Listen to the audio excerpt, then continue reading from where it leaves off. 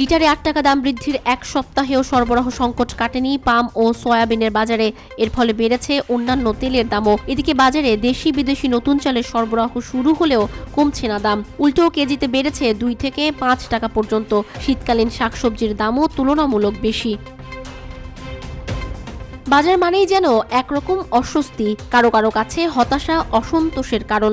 কিন্তু তাই বলে বাজারের সঙ্গে সম্পর্কটাও চুকিয়ে দেয়া যায় না। বাজার সিন্ডিকেটের কারসাজিতে নিরুপায় হয়ে বোতলজাত সয়াবিনের দাম লিটারে ৮ টাকা বাড়ায় সরকার। এর আগে সুবিধা দেয়া হয়েছিল শুল্ক ছাড়ের, এরপরও সংকট কাটেনি সয়াবিন ও পাম তেলের। চড়া দামের কারণে হাত দেয়া যাচ্ছে না অন্য সব ভোজ্য তেলেও।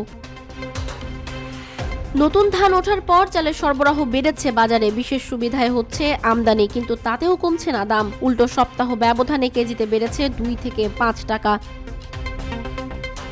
ঢাকার বাজারগুলো পরিপূর্ণ শীতের শাকসবজিতে, কিন্তু কাঙ্ক্ষিত দরে মিলছে না কিছুই। আলু পেঁয়াজের দাম কিছুটা কমলেও এখনও ক্রেতার নাগালের বাইরে। সিটি কর্পোরেশনের ইজারাদারের নামে কাপ্তান বাজারে চাঁদাবাজিতে মুরগির দাম কিছুটা বেড়েছে বলে দাবি বিক্রেতাদের।